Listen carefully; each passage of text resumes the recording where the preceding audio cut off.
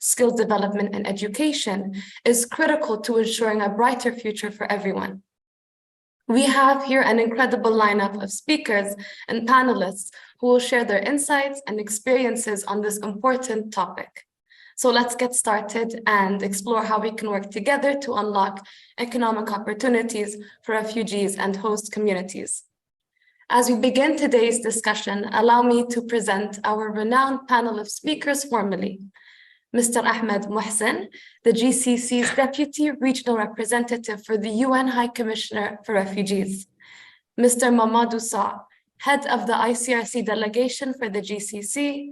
Dr. Maliha Malik, the Executive Director of the PEIC Program of the Education Above All Foundation.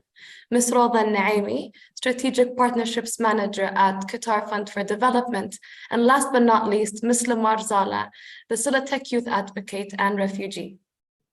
This session is currently live on YouTube for viewing, and it will include 2 rounds of questions that span for 3 minutes from each speaker so that we can have enough time for our Q&A session later. And by the way, you can write your questions below or tweet at the hashtag #AskSilatech. To start, we have Mr. Ahmed Mohsen, whose question concerns the high number of global refugees exceeding 110 million figures and still increasing. What are the key challenges UNHCR faces in providing adequate support and protection for such a large population?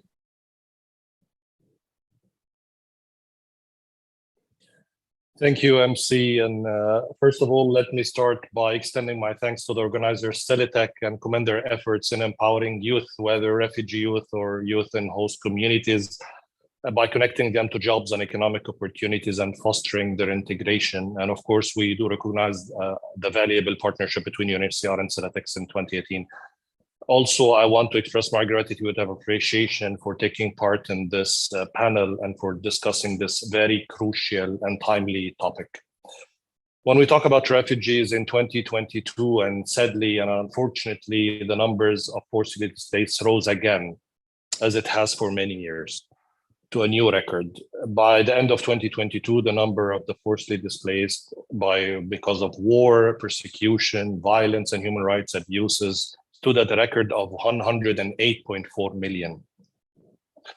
This upward trajectory in global forced displacement showed no sign of slowing down in 2023. On the contrary, we'll find that because of the Sudan situation and the conflict in Sudan, the number has risen up to 110 million by end of May.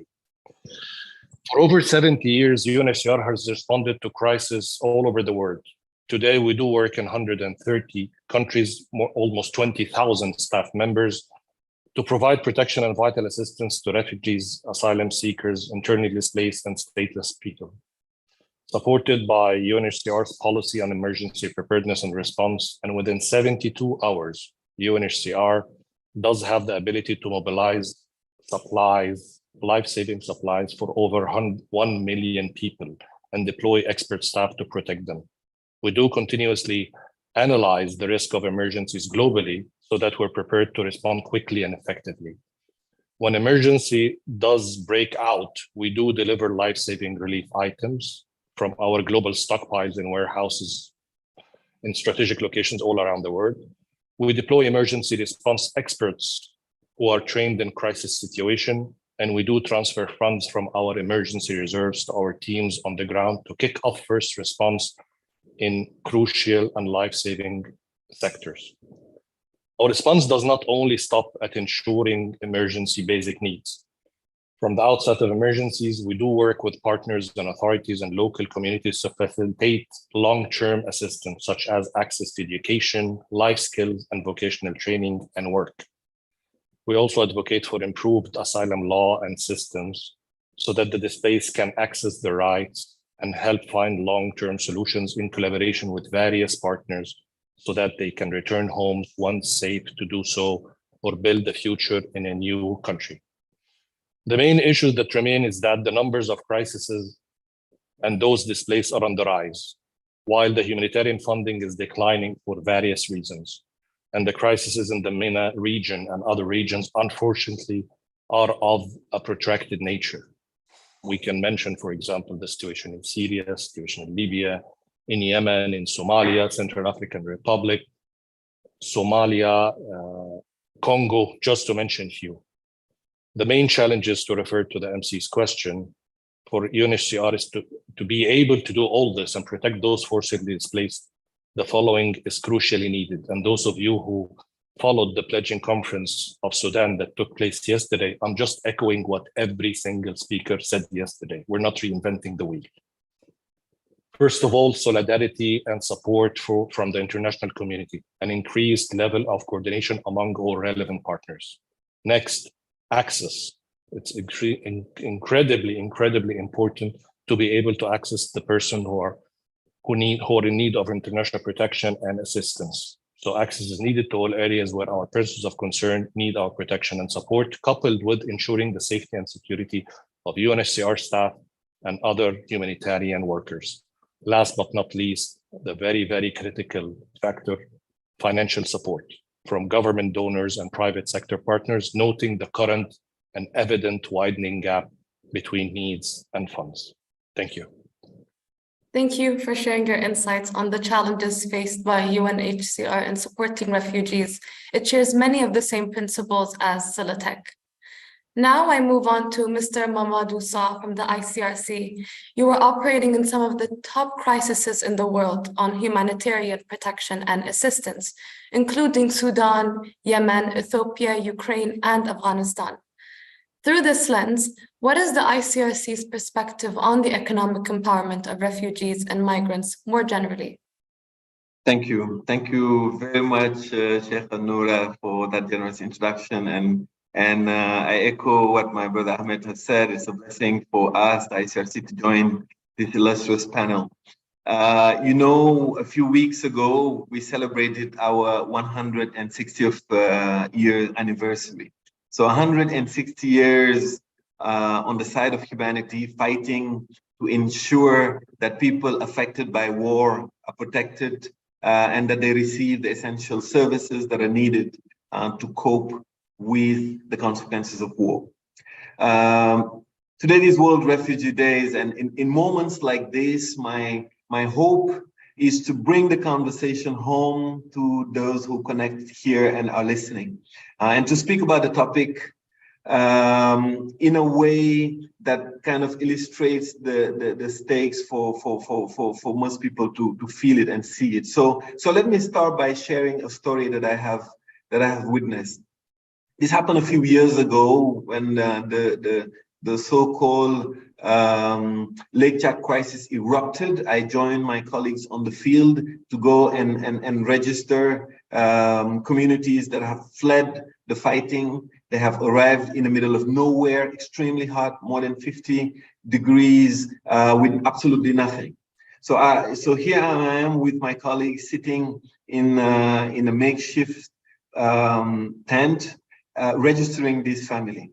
And to my surprise, after the registration, I saw a lady the age of my grandmother dragging a goat to offer it to us. And this is despite the fact that she have lost family members, she have lost so much. Now, I was quite moved, and as you know, with the ICRC, we work around the world in a conflict zone, and people like me, we negotiate in the front line with fighters and rebel groups and so on to have access. It took me more energy to convince this lady that to keep the goat and that we settle for milk. I'm telling you this because I perceived the message that she shared with me, and it's something I wanted to share with you all. So for me, the message was very clear. The war made her lose family members. It made her lose her home. It made her lose all her belongings, if not most. But it did not make her lose her sense of hospitality. It did not make her lose her sense of generosity, and most importantly, her dignity. I think it's a powerful message, and we as humanitarians, we must know and internalize this kind of message. Now, when it comes to the economic empowerment of refugees and people affected by war in general, here is our working assumptions. Now, because communities affected by armed conflicts and refugees are the quintessential experts in their condition, listening to them is the most powerful tool that we have at our disposal as humanitarians. From experience of myself and globally from our ICRC experience, the best solutions are those that are imagined, articulated, shaped, implemented, and monitored together with communities who are affected by violence and who are the beneficiaries of our support. Now, of course, when we talk about crisis, we are talking about different phases. So the pre-phase, it's normal time. Our colleagues around the world, and we are in more than 100 countries, we work to do what we call prevention. Includes working on the law, making sure that the countries have the right legislation, and people are aware of some of the humanitarian needs and challenges. Now, in acute crisis, which is like Sudan today, that's where we deploy what we call the emergency life-saving relief that alleviate the suffering, including food aid, nutrition, access to housing, essential household items, cash sometimes that is needed to cover certain needs. And we know that when we fail to respond timely manner, this kind of emergency leads to increased human suffering. And as we speak now, we have colleagues from the Red Cross and Red Crescent movement who are assisting refugees and migrants who are fleeing the conflict in Sudan and who are now at the border with the neighboring countries, be it in Egypt. My colleagues of the Egyptian Red Crescent are distributing cash for the refugees in Ethiopia and Central African Republic. We've set up some reception points to distribute shelter, hygiene items for people crossing, and also making sure that they connect with their families. And this is quite important. One point I wanted to make, and which is very important, it's the respect of international humanitarian law. From experience, we know that respecting international humanitarian law, meaning respecting the lives and dignity of people when there is a crisis, it actually prevents large-scale displacement. Now, unfortunately, Sheikha Noura, most of the places where we work, unfortunately, we see conflicts or wars that we know when they start, but we never know when they end. They tend to be protracted. They last for so long. That's why we talk, and my brother from the UNHCR talk about this protracted crisis. And in this kind of situation, economic rehabilitation activities such as agriculture, pastoral activities are done to strengthen the adaptation strategies of communities. These, of course, require working with communities who are part of this response. One thing that is very paramount for the ICRC, it is to find in this kind of situation what we call a pathway out of dependency for people who are affected by conflict and refugees as well. Finding that pathway is a strong commitment. Today, I can give you the example of what we're doing in Jordan today with our colleagues of the Jordanian Red Crescent Societies. We've launched microeconomic interventions as a cash grant for small businesses in support to Syrian refugees who them and their families have crossed into Jordan. And the recipients of this assistance are predominantly female-headed household, and maybe we will discuss about the role of women, the very strong role of women when it comes to building the resilience of communities and refugee communities. And these are mainly female-headed households who are today living in urban settings such as Irbid, Mafraq, Amman, and Madaba governorates. And the income, and when we do the evaluation, we notice that the income that is generated through this micro business support, it allowed this family to meet multifaceted needs that are helping them to really deal with the difficulties that arise from having a lost one who disappeared, the breadwinner who's disappeared as a result of the conflict. They are spending this money on health care and also resuming a really normal, healthy life. This is important because with work comes self-reliance, and with self-reliance comes dignity, the lessons we learned from the lady that I spoke about. And with dignity, of course, hope is possible. And this is really why the work of Silatech is just so important around the world. Now, let me just finalize by turning my attention to host communities. And we see one characteristics of current wars or armed conflicts, as you may call it, is the international spillover in different countries and the humanitarian consequences it generates for neighboring communities and countries and host communities and those who are receiving migrants. We are talking migrants and refugees, and we are talking, of course, of people who've lost loved ones, who've been uprooted from their homes, who now arrive completely traumatized and are in need of support.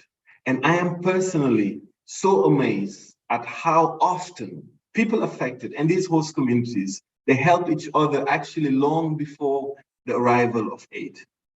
They develop coping mechanisms, survival strategies through their own networks and their own means. And I've seen the size of host communities doubling overnight or tripling overnight.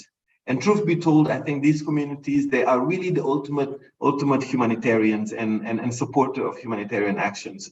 Our role now, all of us, Silatech, UNHCR, the ICRC, is actually to shoulder the burden of these communities. The ICRC, we inject quite a lot of resources in building the infrastructures that often are very meager before the arrival of refugees in terms of the water infrastructure, health infrastructures, sometimes even the electricity infrastructures. That way we change the migration crisis from a zero-sum game between migrants or refugees and host communities to a win-win for all. Yes, so I'll stop here. Yes, we do value the depth of knowledge you are sharing with us, Mr. Sa. Your experiences in this organization are treasured. At Silatech, we do consider it essential to empower refugees through entrepreneurship and sustainable economic prospects. Just to stay on schedule, I'm going to now move on to Ms. Roda Al-Naimi. As we know, empowering refugees through entrepreneurship and skills development is essential to work on. How do you think your work will support these goals in terms of the Qatar Fund for Development initiatives and programs that support refugees and people affected by conflicts worldwide? And what are the key challenges you guys are facing? Thank you so much, Noura. First of all, thank you for having me here today as a panelist. Allow me to extend my warmest thanks for Silatech for convening this event that tackles a very important topic. I'm honored to share with you some insight into the initiatives and programs undertaken by Qatar Fund for Development to specifically support refugees and people affected by conflict around the world. QFD has been at the forefront of humanitarian efforts, striving to make a positive impact on the lives of those in need. Today, I will shed the light on some of our recent initiatives and the most important initiative where it tackles livelihood opportunities for youth. I would like to highlight first our support to small and medium enterprises in Somalia. This is a program which we collaborated efforts with Silatech and also Ka Islamic Microfinance Services. It is a 2-year agreement that aims to support the economic empowerment of youth in Somalia by providing loans to young entrepreneurs. The ultimate goal is to create a minimum of 10,000 jobs that contribute to the growth and stability of the region. Another significant initiative that also focuses on youth empowerment, which is QUEST program. It stands for Qatar Upholding Education for Syrian Trust. This program actually addresses the practical needs of communities affected by the Syrian crisis, with a focus on poverty reduction, employment creation, and also improving education and income generation opportunities. It is specifically targets young people and women specifically, and recognizing the importance of empowering those groups to rebuild their lives and contribute to the community itself. TFFD is also deeply committed to providing quality primary education to marginalized out-of-school children. through Educate the Child initiative in collaboration with our strategic partner, Education Above All. QFFD provides financial support for projects executed under this initiative by prioritizing education for disadvantaged children, and also Qatar aims to create a brighter future when it comes to break the cycle of poverty. Another part of what we have as well as QFFD, we also make sure that our when we are supporting refugee, gender equality is met at all levels. As supporter of Women in Conflict Zone initiative, which was launched recently during the 77th UNGA session, we aim to target more women and young girls who have been forcibly displaced and are facing difficulties to have decent lives, to create sustainable, resilient outcomes. And also independence is the key to reduce the number of women refugees. And we wanted to focus as well in our panel today, because we are also on the UN Day for Refugee. Such initiatives actually will ensure that girls should be qualified to be able to have decent jobs and financial independence.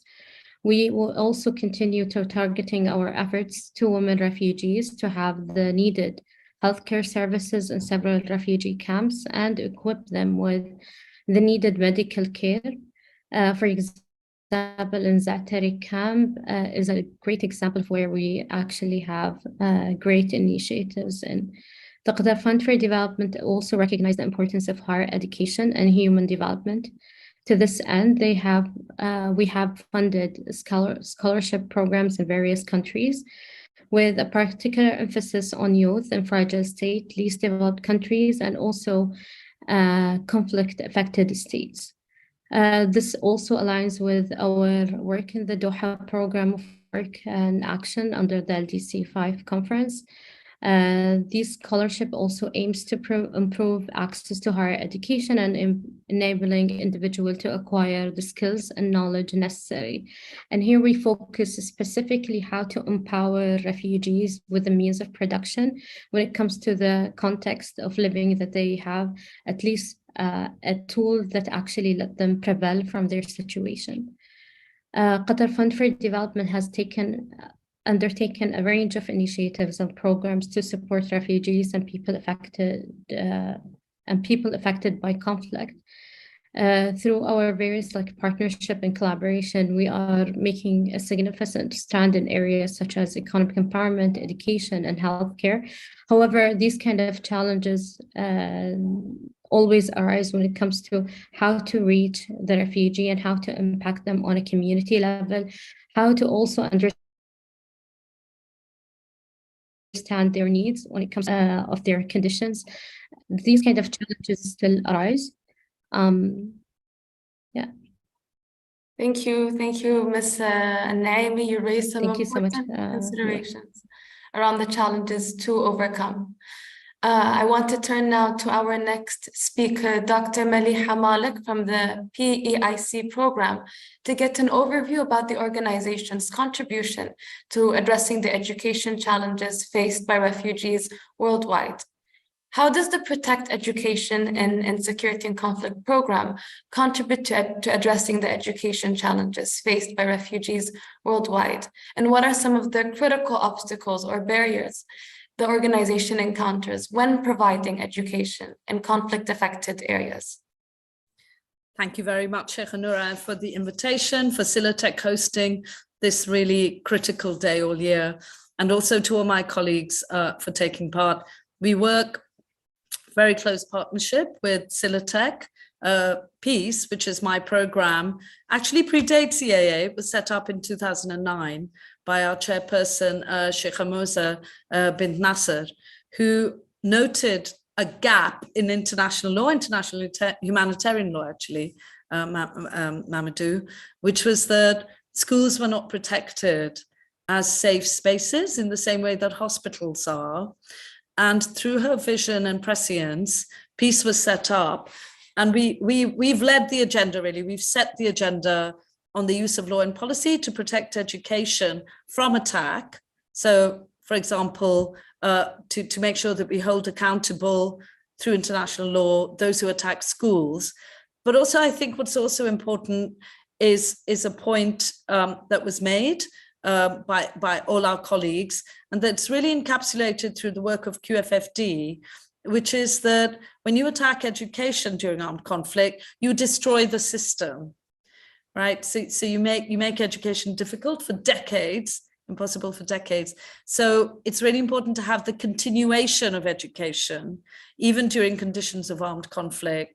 And a very good example of this is being one of the most significant refugee creating armed conflicts of our time, which is the Syrian conflict, because that conflict has lasted for over 10 years.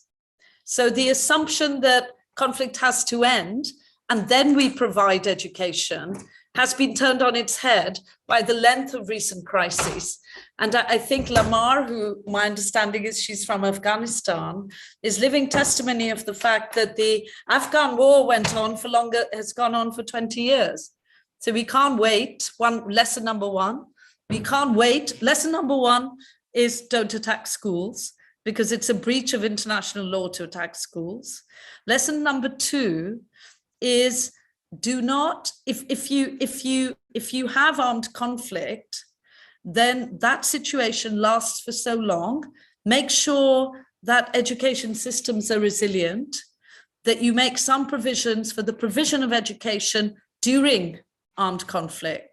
And actually both UNHCR in the situations where refugees have been created, i.e. when they fled across the border, but also ICRC as first responders to armed conflict, really, are both doing an absolutely stunning job at recognizing that reality. We worked with ICRC when it introduced its access to education policy, which was back in 2019. And that policy was introduced because in survey after survey, ICRC would ask those affected by conflict, including refugees, what is the thing that is most important to you that we can do for you? And education, along, of course, with food, shelter, and health, would always finish at about the top 3 and 4. So to a certain extent, ICRC named its policy education as a humanitarian need, because that's what people want. They want education. And when they did surveys to see what was the main driver for Syrians walking from Syria to Germany, walking, right? Risking their lives on boats, etc. Young Syrian families who would make that journey, or Afghan families who make that journey, say again and again, we leave our region, we leave our culture, we leave our language, because where we come from, we can't get education. It was one of the main drivers. So I think lesson number one, please don't attack schools. Lesson to create the conflicts that create refugees. Lesson number two, when you have a conflict, we know food, shelter, we know medical facilities are important, but please also remember education is something nations themselves want. And our partners, we work with ICRC, UNHCR, have made stunning progress on this, and we thank them for the leadership that they've provided. But lesson number 4 is something that our colleague Mamadou's really emphasized, which is that, and speaking as a lawyer, global law, global governance, global norms are really important to me. You know, they're my life, like, you know, to establish the rule of law. But the one lesson that I've also learned, along with Mamadou, is it's really important to listen to those who are closest to conflict, to those who are survivors of attacks on education, which is our mandate, to grassroots communities, their families, to those who have skin in the game in terms of how we should frame a solution. Solutions are local, and therefore we're really proud of the fact that in partnership with Silatech and the Office of the High Commissioner for Human Rights, we've led a project, formulated a project, which is for young people to advocate for their own rights. So we recognize their agency. They're not just victims, because those of us, who visit people in the field, of course they are victims, but they've got incredible agency. So the project with Silatech is so important to us. We formed a youth advisory board of young people from all over the world. We consulted with them, developed a toolkit. We've got a really stunning microsite that will be available in different languages, being translated into Arabic, where young people have the ability to advocate for their own right to education, including refugees. But if I may, Sheikh Noura, I wanted to end with, I think, the most important lesson, because the theme for this global refugee, this day, World Refugee Day, I think the theme this year is compassion, right? So I think the theme this year is to think about compassion, which is an emotion. It's a virtue. And I think the theme this year is about drawing the spotlight back on ourselves. It's about looking at the situation of refugees. It's about placing ourselves in their position. It's about using our imagination, our emotion, remembering rahmah, remembering compassion, and remembering that that could be us. That could be our children, and that could be our families who are caught up in an armed conflict that they did not cause. And I think that's really an important lesson today, that my program that works with children, young people, those affected by armed conflict, we would say that on today, World Refugee Day, imagine if that was you, imagine if that was your children, your family, your communities, and please imagine that it is possible for us to feel compassion and to take some action to help make it easier for refugees to have the same life that everyone else, all decent people want. But in particular for us, remember also education is very important as a humanitarian need and as a social need for refugees. Thank you very much. Thank you for sharing your work to empower refugees and host communities. These initiatives are one of the motivating factors for Silatech's entrepreneurial drive, which helps refugees and other marginalized populations around the MENA region. We have heard right now from several of our speakers on this topic, but I'd like to hear from Ms. Lamar Zala on her journey as a refugee and the challenges she faced along the way. Can you share with us your personal experience and journey as a refugee seeking stability and self-independence, and how have these experiences shaped your view on the importance of supporting refugees? Hello, everyone. Good evening, ladies and gentlemen. I'm happy to be here amongst most honorable guests, and thank you from Silatech to give me the opportunity to share my experience as a refugee. Well, when I was a kid, my parents always shared the sad experience of their refugee journey in Pakistan in the 19th century. But life is extremely unexpected, and I didn't know one day I would be a refugee too. We were obliged to leave our home due to well-founded fear of being persecuted, my family's political opinion, our political work, and our connection with the US and NATO, which forced us to skip our country. In 2021, we decided to become internally displaced and requested the US to give us shelter in Kabul, Afghanistan. And at that time, we were living in Kabul. So we fled Kabul and requested the US to give us shelter in Kabul, Afghanistan. And we went to Mazar with 3 pieces of the clothes for evacuation in the US camps. When I joined US camps, I was so emotional. Things that was surrounded by me in the US camps, it was unfamiliar with me. And I was missing my home, my room, and the place where I started. For 9 months, we were living in a locked, safe house due to security, and we experienced cold winters with limited blankets, limited resources, no medical facilities, no education, being mentally unstable, no employment, living with the fear of getting arrested, and no connection with the outside world. Whereas seeking safety and my full rights, last year when I was 18, I attempted to escape alone, leave my loved ones behind with the hope of being reunited later. And this separation was traumatic and unbearably very long for me. Now I continue my education as a refugee in Doha, and I contribute in the society from all aspects, from culture, social, and even economy. But my family escaped to Iran, and they are living in Iran. My journey helped me a lot to understand the overall idea of the importance of the refugee in different societies. As a refugee, we integrate into the societies, into different society, we contribute to the economies of the nation in which we reside. As a result, refugees foster cultural diversity and respect for social nation in which we reside. As a result, refugee foster cultural diversity, respect for social diversities in local communities. We as a refugee, we continue to assess the economy for years after we settle in the community. Frequently, we boost the economy and raise the wages in the societies. By claiming the high rates of entrepreneurship and job creation, we support the labor market in the cities and states which we reside, in which we settle.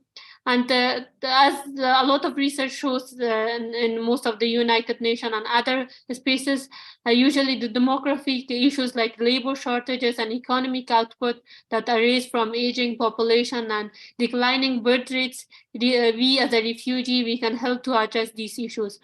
As Ms. Maliha mentioned about the education attacks, I want to share my personal experience regarding the education attack. When I was in 2017, when I was at school, an attack happened near my school, and for months I was emotionally disrupted. I couldn't go to school because the attack happened, and it shocked me for months. I couldn't even go out of the bed. I couldn't even sleep because whenever I sleep, the nightmares really disturb me mentally. And that attacks on the education, when the government didn't give us the education rights, our full rights, when they didn't give us security, when they didn't give us law of the protection, then it obliged us, it forced us to leave our country behind. And we left everything behind. I left my family, I left my loved ones behind. And it has been a year since I'm living here alone. And all the time I miss my family a lot and a lot. Thank you. Your perspective as a youth advocate sharing this inspiring resilience offers valuable contributions to our discussion. Our work at Silatech is motivated by this belief that encouraging entrepreneurship is essential to empowering refugees and host communities. We could delve deeper into many different themes in this discussion on the importance of employment and education for refugees' long-term well-being and self-resilience. With this in mind, Mr. Mohsen, could you speak about how the UNHCR engages with government, civil society organizations, and the private sector to foster greater collaboration and partnership in addressing the needs of refugees worldwide, and how critical are each engagements to ensure the success of the programs and their sustainability?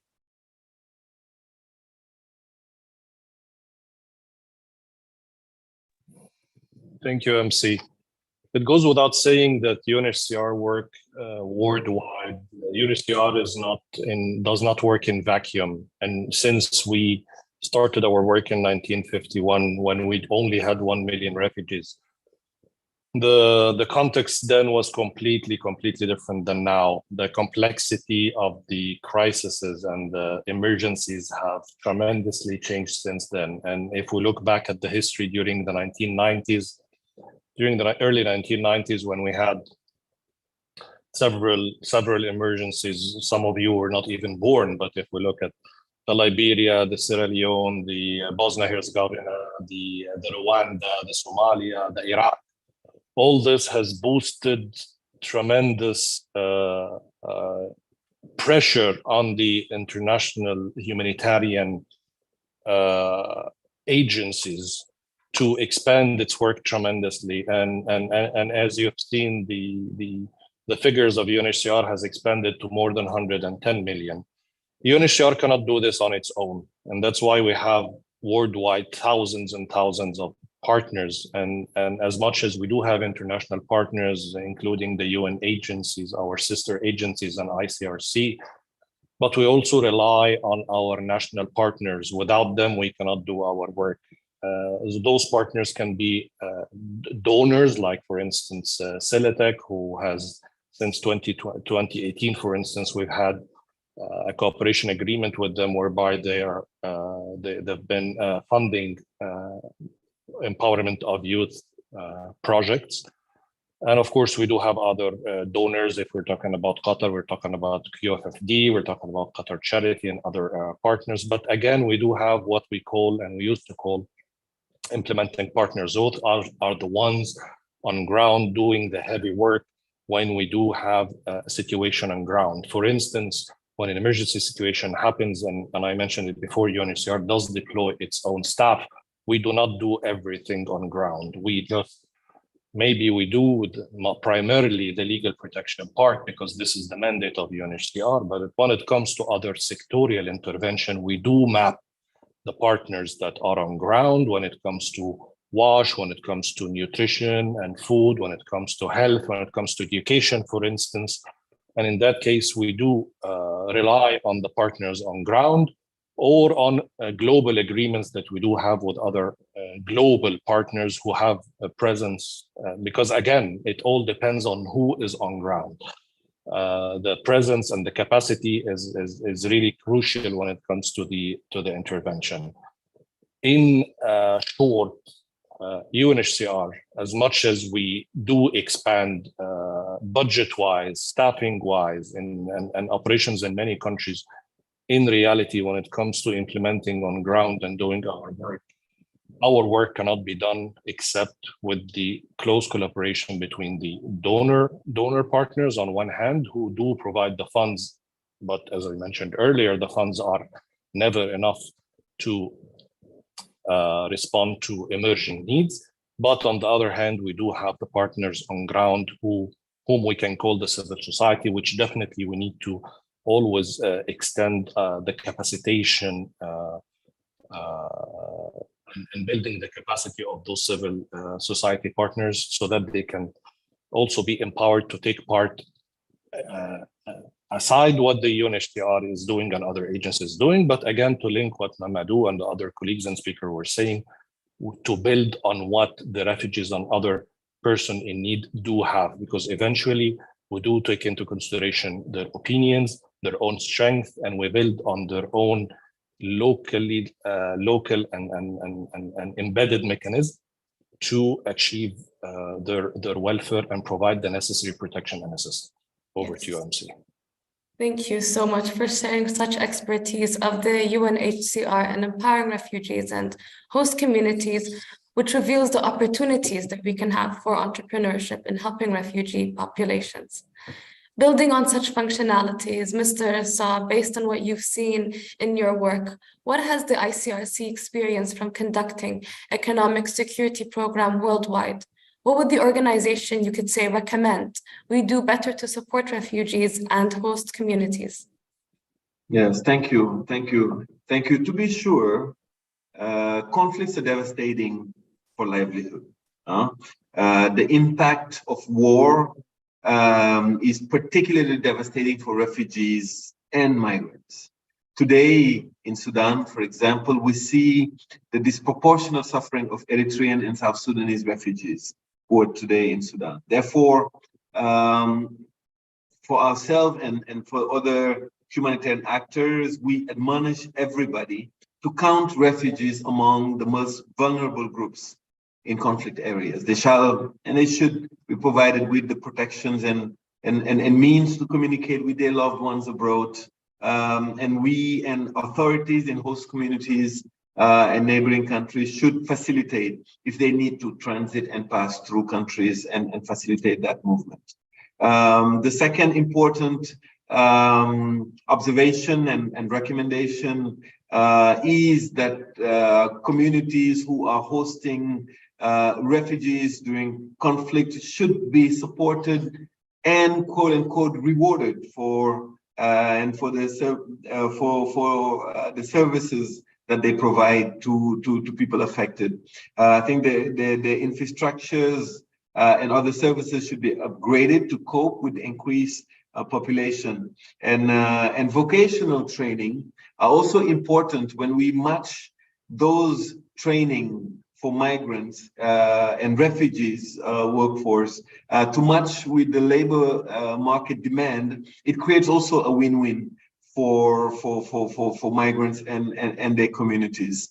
And I really enjoyed listening to my sister Maliha and all that she said about education. It touched me dearly, because I have seen in so many conflicts around the world, schools being targeted, and we saw what those consequences were for generations after these wars. And listening to you, one thing came to my mind, and that's a sentence that I heard from one of my esteemed colleagues who's working in Afghanistan, Mr. Alberto Cairo, and he said something I'll never forget. He said that dignity should not wait for better days. Before, we used to park a lot of needs of people for the end of the war and so on. And now we know that we should not wait. It is when people are on the move, when people are displaced, when people are in situation of being refugees, that certain services need to be given to them. And that's why the composition of this conversation is really, really exciting for me, because education for children and jobs for adults is something that came more and more and more into all the surveys that we do for people in these protracted conflicts. So short-term response alone, for sure, will not tackle the long-term needs of migrant communities and refugee communities. And we need to work on this dual approach of supporting the basic and the long-term resilience requirements. And work in collaboration and partnership. And that's why partnership is quite key, because what we bring into the table is one thing, and what Silatech and what Education Above All and other partners bring to the table is really what will allow us to have that holistic support to people who are affected by this situation. Coming back to the theme that Ms. Maliha reminded us of, compassion, and I want to echo that. There will be a lot of talk today, and hopefully in the days to come, about refugees. But we need to remember that they are just people like you and me. So next time that these words are echoed, I would like people to remember that consistency and moral consistency, it demands that our loyalty, our compassion, and ultimately our love be for humanity as a whole, and not just those we call our own. We need to be human, and we need to stand for humanities. If there's one thing that we have learned in the past decade, Sudan is a great example.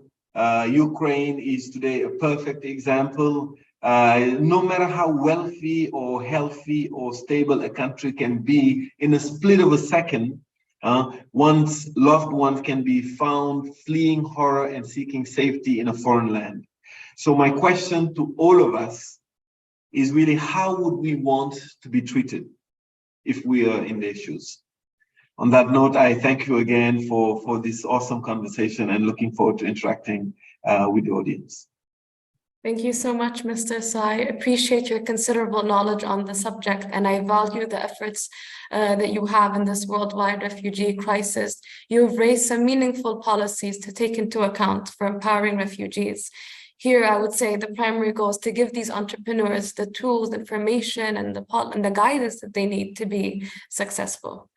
I'm curious to now learn more about these undertakings for refugees through such systems and processes.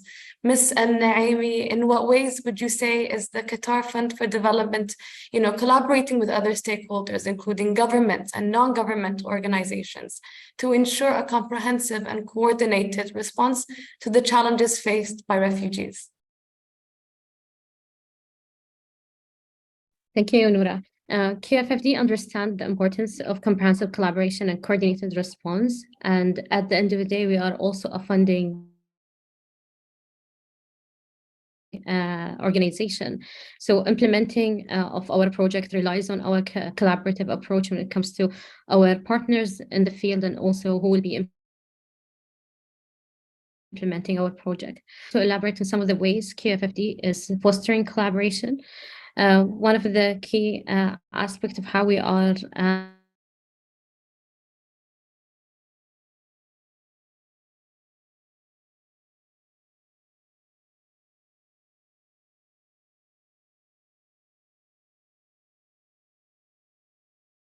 fostering such collaboration actually enables QFFD to implement impactful programs by pooling together knowledge, experience, and also financial resources when it comes to joining forces, and also making sure that we have a cohesive QFFD also understand the importance of working with local NGOs, and I would like to emphasize how important working with local NGOs in the countries that we are working on. The initiatives, when it's implemented by local NGOs, actually, they would understand, for example, that the programs has to be tailored to local context, specific needs that needs to be addressed, and community ownership is also promoted when we are working through local NGOs. This approach actually also fosters a deeper understanding of local dynamics, enhances the effectiveness of interventions, and also strengthen the long-term sustainability of our initiatives. QFFD is also actively participating in global initiatives. As I mentioned, Global Fund is one of our key initiatives, which focuses on combating diseases like AIDS, tuberculosis, and malaria. By engaging in such initiatives, QFFD actually aligns efforts with the broader international community, and this kind of collaboration allows for exchange of best practices and also pooling of resources, not just from QFFD, but the other donors who join us in a more coordinated action towards these kind of challenges that refugees are facing currently. Affected also population. It also ensures that QFFD programs are in line with global priorities and also contribute to the achievement of internationally agreed upon development goals, the SDGs, and so on. QFFD also recognized the importance of engaging with host governments. By working in coordination with the host government, QFFD also ensures that these initiatives align with the national development aspect and priorities. And when we are working, for example, in our climate change strategy, we focus on their NDCs as well, just to make sure that we are aligned when it comes to their national contribution determination role and reporting as well. These kind of collaboration also create condense an environment for programs and implementation and sustainability when it comes to working with host governments and these kind of partnership, enabling QFFD also to contribute to the overall well-being and empowerment of refugees and people affected by conflict with these kind of contexts. Qatar Fund for Development also understand that collaboration, for example, is a key to understanding these challenges faced by refugee, and also comprehensively, these kind of initiative will not be impactful if we are going into it alone. By partnering with international organizations, supporting local NGOs, ensuring localization, for example, participating in global initiatives, and also engaging with host government maximizes our impact and also overall efforts towards the refugee, and to ensure their well-being and empowerment is actually in good hands. Thank you so much. Thank you, Ms. Naimi, for sharing such works that support empowering refugees. I respect your commitment to this cause.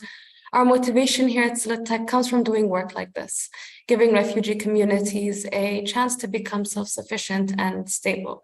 I want to return to you, Dr. Malik. You raised some important considerations around the initiatives in addressing this issue. What would you say are some of the long-term goals or aspirations of PEIC in improving access to education for refugees worldwide?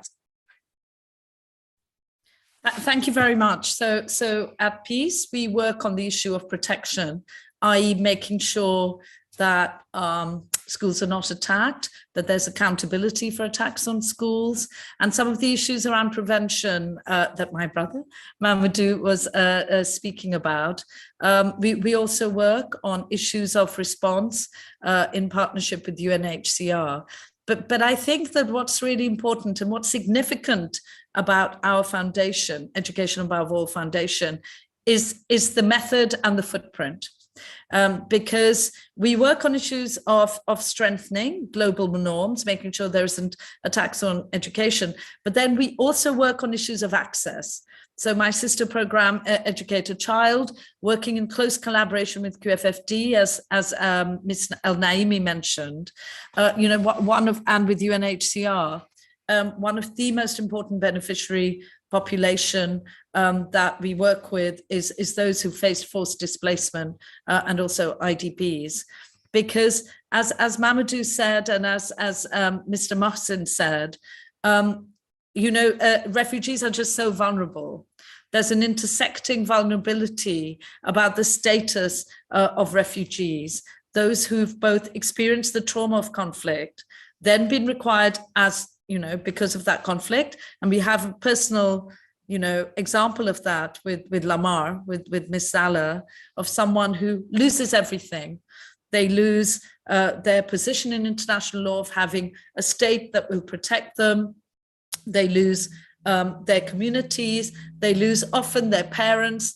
The children lose the protection of their families, and they have to go and start a whole new life again, often with no recognition of their qualifications, often with no papers, etc. So there's a whole host of practical interventions, and we're working at the moment on a project with UNESCO to make sure that there's recognition of qualification of Afghan refugees who are displaced, who are very well qualified, have a huge contribution to make, but whose qualifications need to be adjusted. So there's a whole host. There's interventions that we can make, ranging from the global norms, changing the law, etc., down to really practical things that we can do to make the lives of refugees better. So that's one point I would make. Work of my foundation in partnership with QFFD in particular, huge footprint and a commitment that the state of Qatar has through QFFD, that we have as a foundation, to put education at the heart of transforming the lives of refugees. But I think the second thing that I would say is the point that Mr. Mohsin made about the scale of this problem. Because as he said, when decades ago, it was a few million. If you look at the numbers now, just the scale of the problem can mean that we sometimes, it's hard to remain optimistic. We know that there are 222 million children living in situations of conflict who have these acute needs, including the need for urgent intervention to secure their education. But I think that the key method for solving this problem is to bring to bear goodwill and to work in partnerships. And I'm happy to say that each of the people represented, institutions represented here, QFFD, ICRC, UNHCR, Silatech, and we know Lamar from before because she's done advocacy with her. I'm happy to say that my program's been in partnership with each of these institutions. So, I think that the key thing is to have the right focus to solve a global problem. You need political will, you need imagination, you need to listen to grassroots communities, and you need partnerships. And I think that's the significance of World Refugee Day. It forces us to come together and try and solve this absolutely huge but urgent global problem. Thank you, Sheikh. Thank you so much. Thank you for that insightful commentary on such operations by giving refugees the resources that they require to build new chances for both themselves and their communities. I'd like to now turn to our next speaker, Ms. Zala, before we finish. I'd like to hear about the integration of refugees in host communities from her standpoint as a young Afghan woman refugee. What message would you like to convey about refugees' potential and resilience for societies to recognize their aspirations and dreams?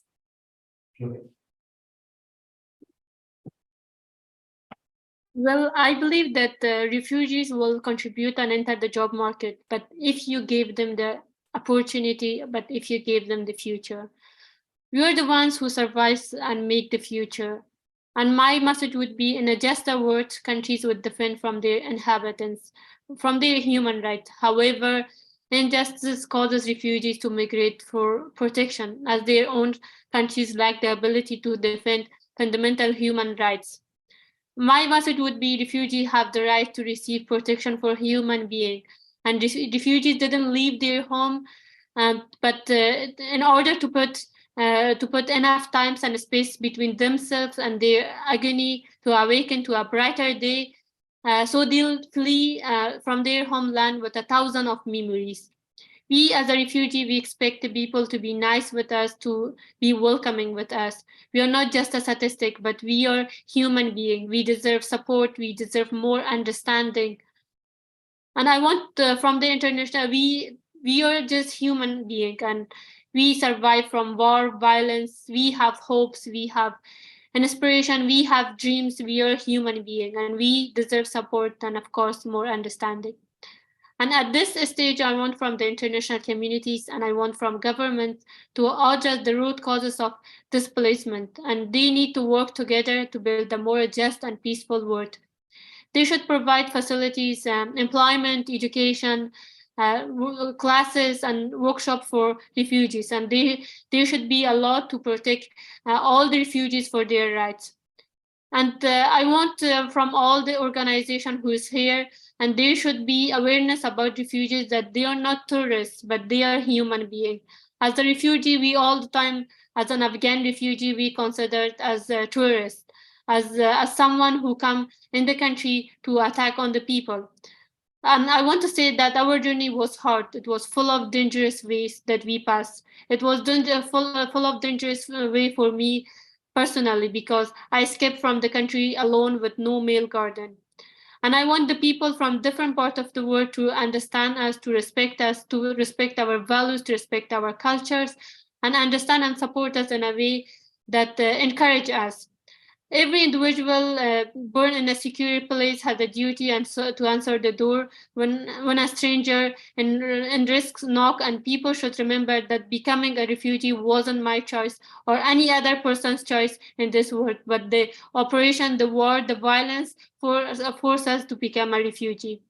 So this was my message, and at last I would like to say that every individual in every part of the world, they should understand that they should make awareness about refugee, and they should contribute in this procedures of giving shelter and seeking asylum. That's it. Thank you. Thank you, Ms. Zala, for your thoughtful comments. I appreciate those remarks. At Silatech, we are very much dedicated to providing refugees with access to training and mentoring through our entrepreneurial programs. As we near the end of our discussion, I am aware there's a lot more that we could explore, and there's a lot here for our audience to consider.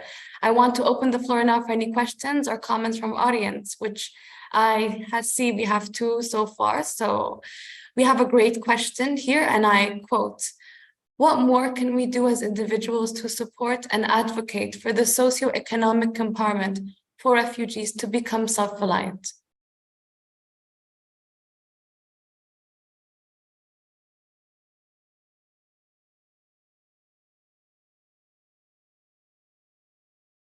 Yeah, I can. Okay. Mr. Mohsin? Or? No, go ahead. I think mine's going to be quite short, actually, which is that in my experience, well, of course, as well as education, I think employment, entrepreneurial skills are crucial.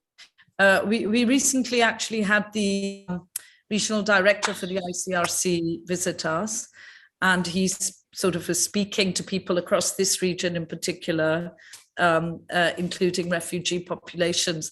And he just said, actually, what is in a way quite tragic is just how modest the ask is of what will transform their life. Actually, it's decent work. People want to be able to work. They want to be able to support their own families. You know, in contrast to the way refugees are presented, for example, in developed countries in the West, they don't want welfare, right? They want to be able to do work and support their own families and be independent. And I'll just hand over to our colleague at UNAR, who'll be able to say more. But I think that is our experience when we listen to people. Education, of course, but also decent employment. Just the final thing is, bit of evidence is the project we did with OHCHR. We did a series of consultations with young people from around the world. And interestingly, of course, as well as education, they were saying things like, we want the opportunity to work, internships, have some sort of career progression. They were all saying that. It was in their top 3, actually. Over to you. Thank you. I will try to not to respond as the UNHCR staff member and as a human being, because as my colleagues have echoed it several times, refugees are human beings. So we have to look at it from that perspective. And if we as individuals, we are asked what should we be doing, it depends on our stance. For instance, the states, if we're looking at states should have a more positive political will towards preventing the conflicts from the very beginning, as my colleague was saying earlier, and not waiting until the conflict happens and then we run to respond.